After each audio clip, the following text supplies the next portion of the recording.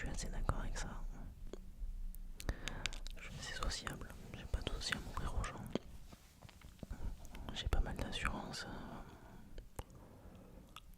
donc j'ai pas de soucis en fait à même entamer une discussion avec quelqu'un que je connais pas. Donc ça va. Les idées complexes et novatrices vous enthousiasment plus que les idées simples et directes.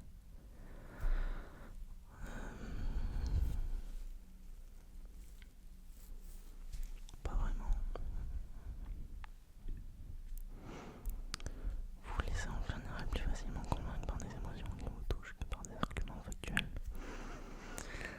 On commence fort là. Alors,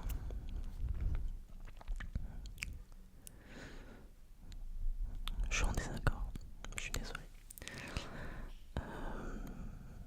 Quand il s'agit de prendre une décision qui est rationnelle, j'ai tendance à vraiment favoriser les arguments. Pour moi, l'émotion n'a pas la place, en fait, n'a pas sa place dans une décision qui est rationnelle. Il s'agit de choix importants, tout ça. Donc il y a l'empathie, évidemment, mais il s'agit d'abord d'être logique. Donc vos espaces de vie, de travail sont propres, organisés. Je suis quelqu'un d'assez maniaque, honnêtement. Relativement. Chez moi, c'est clean. Je suis tout seul dans mon appartement et il n'y a rien qui dépasse. J'adore vivre dans un appart dans un endroit qui est très propre. Pas excessivement non plus, attention, je suis pas non plus dans une pathologie ou autre, mais j'adore vivre dans quelque chose qui est propre. Ça permet d'avoir l'esprit organisé, l'esprit libre. Et au contraire, en fait, le bordel, en fait, je déteste ça. J'ai du mal avec les gens qui sont bordéliques. Je peux être après, je peux être ami avec des gens qui sont bordéliques, mais vivre avec, c'est un tout autre. C'est un tout autre. C'est une toute autre chose finalement. Faut rester généralement calme, même sous une forte pression.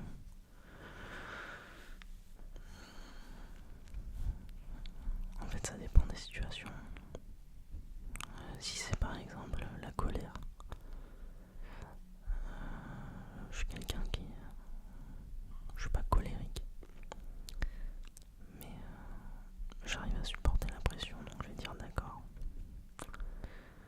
Vous trouvez l'idée de réseauter ou de vous promouvoir auprès d'étrangers très intimidante. Je suis désolé, peut-être que vous allez entendre un bruit de moteur. Là, je suis en train de tourner en journée, donc il y a encore des voitures et des motos. Donc l'idée de réseauter, de vous promouvoir auprès d'étrangers est très intimidante. Ouais, j'ai pas trop de mal avec ça.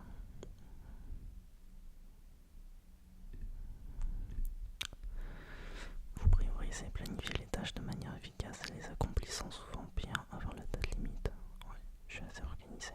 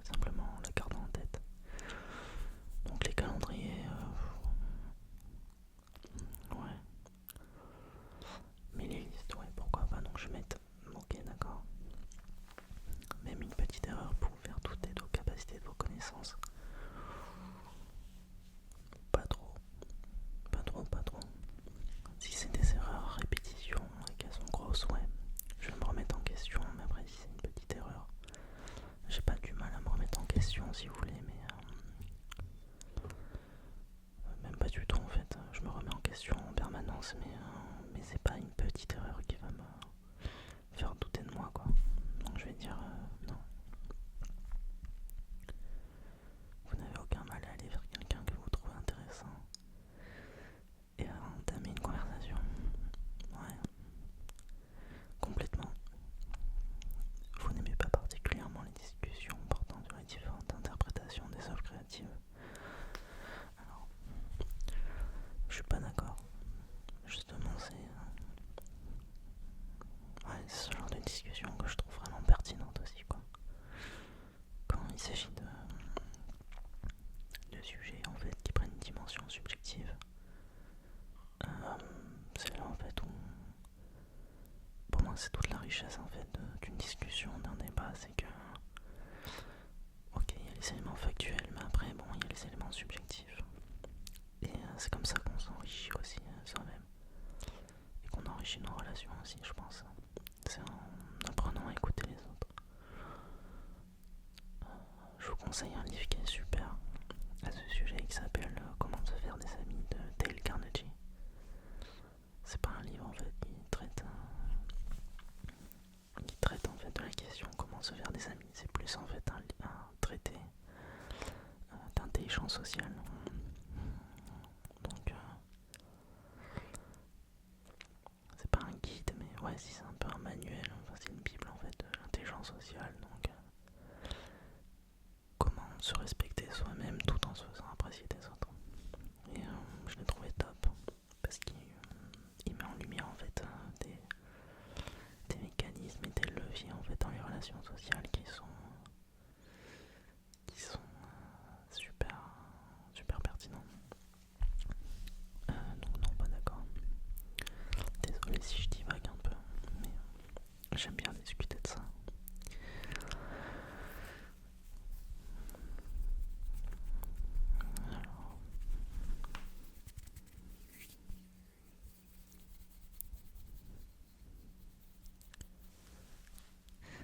Alors vous accordez la priorité aux faits plutôt qu'aux sentiments des gens lorsque vous déterminez une ligne de conduite.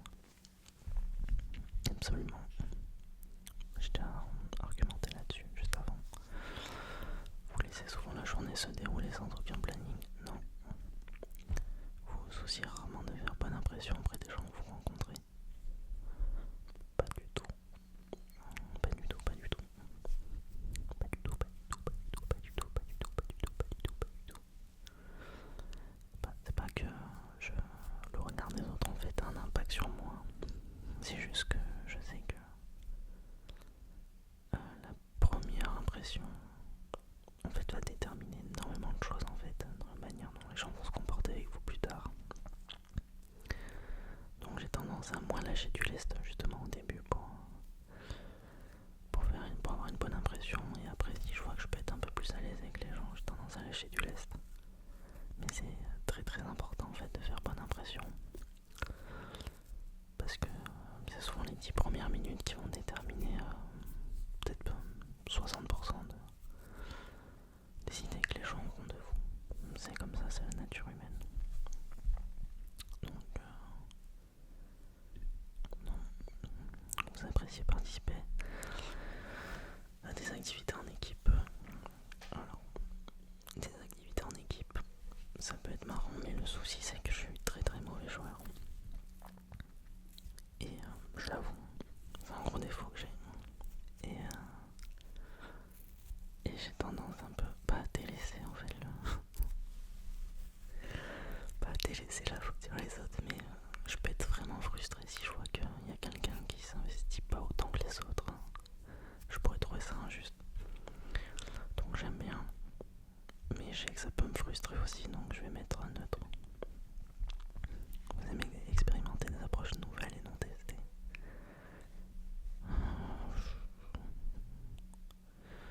Ni plus ni moins.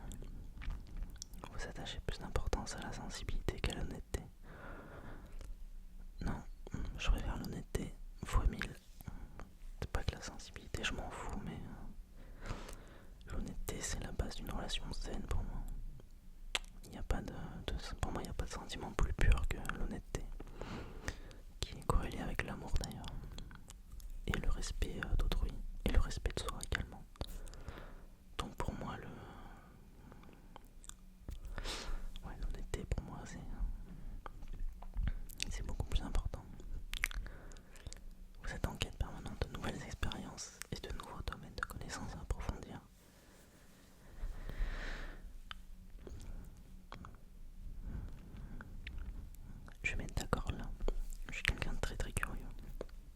je me lasse vite des choses, honnêtement.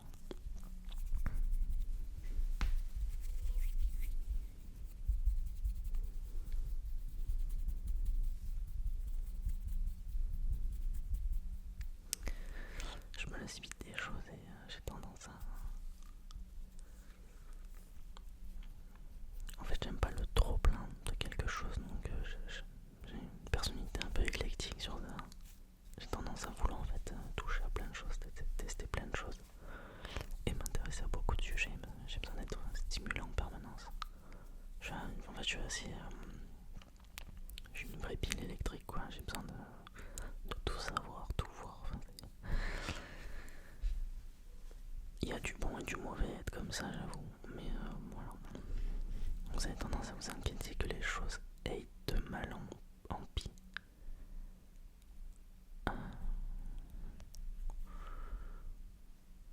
Ouais.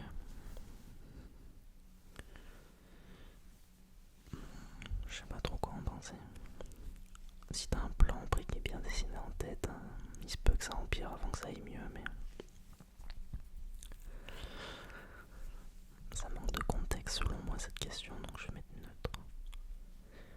Vous appréciez davantage les passe-temps ou les activités solitaires que celles en groupe? Honnêtement, j'ai besoin des deux. J'ai besoin des deux. Donc je vais mettre neutre. Vous ne voyez pas exercer un métier d'écrivain de fiction.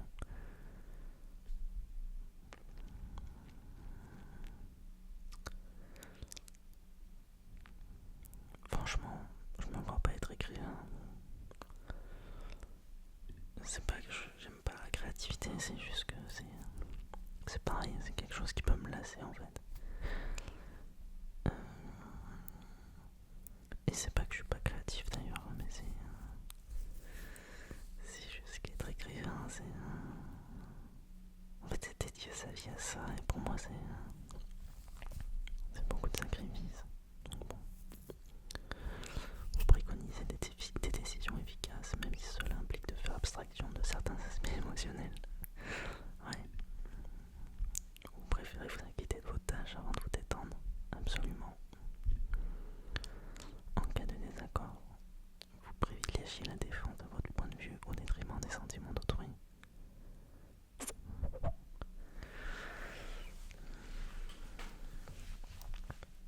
Alors, il y a 4 ou 5 ans, j'aurais mis, je pense, d'accord. Ici.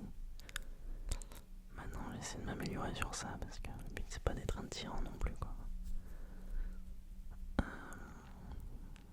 Disons que j'ai tendance à mener les choses un petit peu plus intelligemment qu'avant.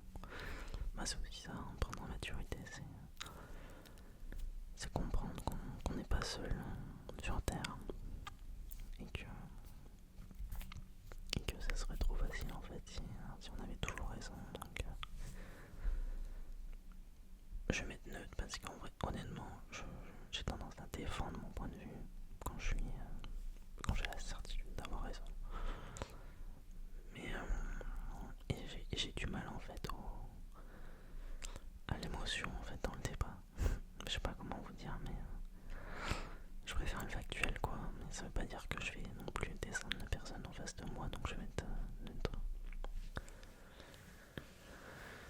Vous attendez généralement que les autres se présentent en premier lors des réunions sociales? Non. Votre humeur peut changer très rapidement. Alors je pense pas avoir des troubles de l'humeur et de bipolaire, mais effectivement, s'il y a quelque chose qui me contrarie, je peux devenir très froid et très dur. Donc sur ça, je vais mettre ouais. Malheureusement, c'est un défaut que j'ai. Vous ne vous laissez pas facilement influencer par des arguments émotionnels. Absolument d'accord. Vous vous retrouvez souvent à faire les choses à la dernière minute. Dans mon dernier master, donc là qui s'est terminé il y a 2 mois, j'étais le seul en fait de ma classe à avoir terminé mon rapport un peu de rendu professionnel 1 ou 2 mois à l'avance. Et j'ai halluciné parce que je me dis comment les gens peuvent être aussi peu organisés, quoi. Ils ont prétention, mais des fois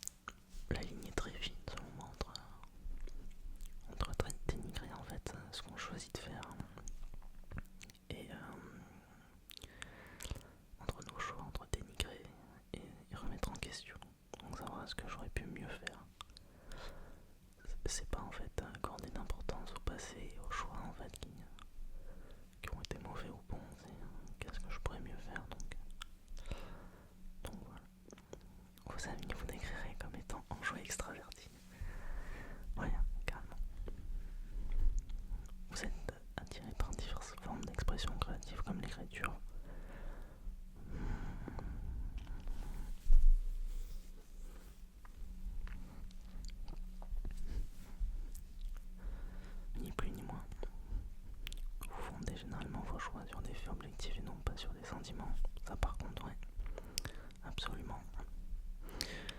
Vous aimez dresser une liste de choses à faire au quotidien. Ouais, vous manquez rarement de confiance en vous.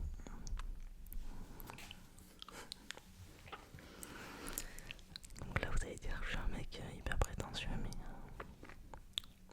évidemment j'ai des failles comme tout le monde je pense.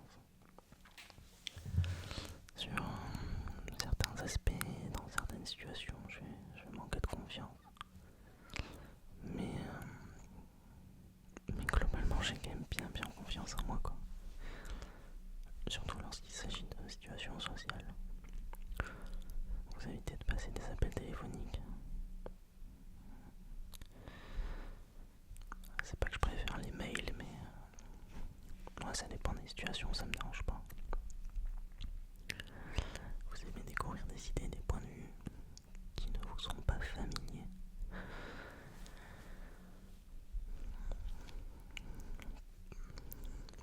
Ni plus ni moins. Vous avez une facilité à établir des liens. Désolé. Vous avez une facilité à établir des liens avec des personnes que vous venez de rencontrer. Ouais, carrément. Si vos projets viennent à être compromis, votre priorité absolue est de reprendre le fil au plus vite. Ouais. Vous êtes encore préoccupé par des erreurs que vous avez commises il y a longtemps. Et malheureusement, ouais, parce que en fait, je prends les choses à cœur. Très généralement. Il m'arrive pas mal de ressasser des erreurs que j'ai faites, même si je sais que ça sert pas à grand chose, mais surtout quand j'ai une baisse d'énergie et que je peux être fatigué et que je suis dans un mauvais mood. Je pense que ça vous arrive aussi. Ça m'arriverait de faire ça, ouais. Vous n'aimez pas trop discuter de théorie quant à l'avenir du monde? Pas du tout. Vos émotions vous contrôlent plus que vous ne les contrôlez? Non. Lorsque vous prenez des décisions, vous vous souciez davantage de ce que peuvent ressentir les personnes concernées plutôt que de ce qui est le plus logique ou plus efficace. Non. Toujours la même logique. Votre style de travail personnel s'apparente davantage à des explosions d'énergie spontanée qu'à des efforts organisés et cohérents. Il y a 5 ans, je devrais dire ouais. Maintenant, un grand ouais comme ça. Maintenant, j'avoue que j'ai eu des pics d'énergie. J'ai quand même une certaine discipline maintenant, mais j'ai tendance à exploiter en fait ces pics d'énergie pour faire tout ce que j'ai à faire. Et après me détendre, mais